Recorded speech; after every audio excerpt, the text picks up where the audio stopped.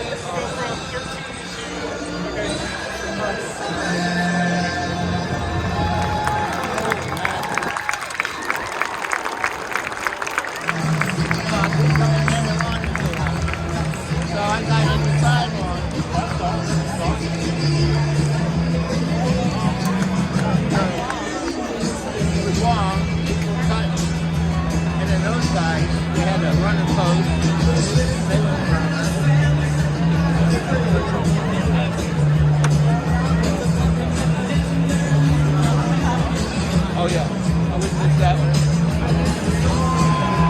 That's an awesome sight. You know that if there's at Cherry Point, there's so many helicopters right on it.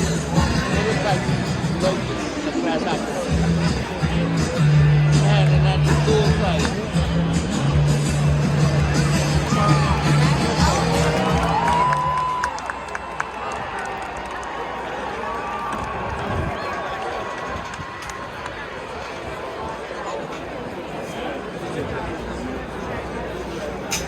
And now, Trojan fans, let's all cheer. Go, Troy, go! I did.